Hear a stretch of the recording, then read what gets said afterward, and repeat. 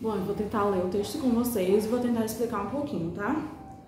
Essas capitanias hereditárias ocorriam muito pela questão da pirataria por causa da Europa.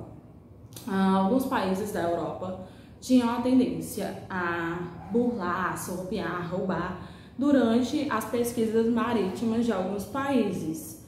Por que ocorria muito isso? Antigamente, as riquezas de ouro eram maiores. Então, alguns países, quando descobriam que determinados lugares tinham ouro e determinadas embarcações estavam levando esse ouro, ocorria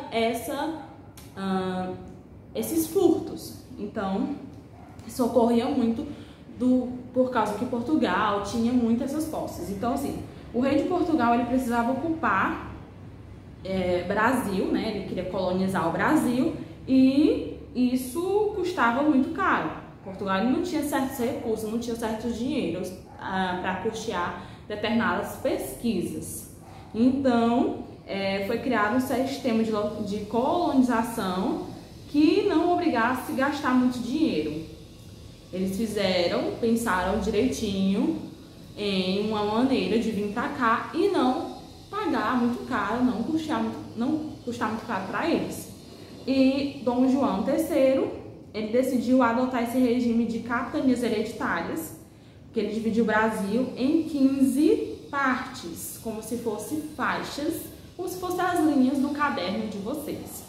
E dessa forma ficaria mais fácil para fazer a divisão dos lugares e cada lugar tinha um determinado dono, uma determinada pessoa responsável. Essa pessoa ela ficava com a posse daquelas terras e assim ficava mais barato para Portugal. Então, como eu tinha mencionado sobre a questão das linhas, a divisão que tinha sido feita por Espanha e Portugal aqui no Brasil, e a parte de Portugal, eles fizeram essas divisões para algumas pessoas. Então, assim,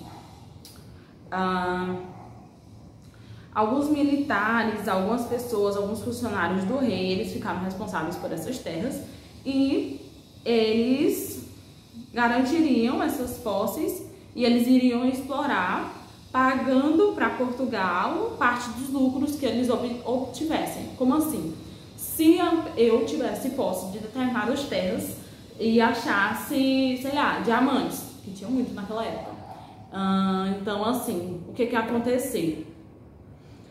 O que eu achasse, metade ia para Portugal e metade seria meu. E às vezes, mais da metade ia para Portugal, porque Portugal cobrava impostos altíssimos quando as pessoas começaram a morar aqui no Brasil.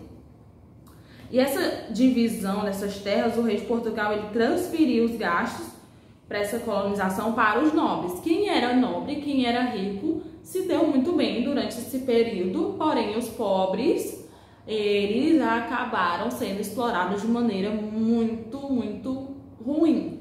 Então, essa exploração dessas riquezas ocorreu de uma maneira que foi um tanto desgastante para a economia inicial do Brasil, que só gerou lucros para Portugal. O texto, as páginas, né, as atividades, elas são simples, mas eu vou explicando pouco a pouco a vocês. Então, vocês vão ligar a primeira questão, as regiões, a divisão dos donos, e vocês vão, na questão 2, pintar apenas os nomes das pessoas que eram responsáveis por essas terras. Na questão 3, vocês vão dizer o que significa caráter vitalício. Esse caráter vitalício tinha a ver com a ideia de uma pessoa que ela vai passar de pai para filho. Vocês vão explicar lá. A questão da entrega de posses hereditárias. A questão 4, vocês vão completar as questões e na 5 é só para desembaralhar para formar determinados estados.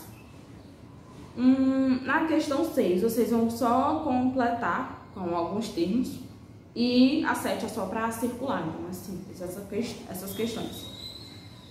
E a questão 8 é só para colocar também o nome das terras. É simples essas questões. Eu vou colocar só um videozinho adicional para vocês, só para ficar expondo algumas imagens, tá? Então é isso.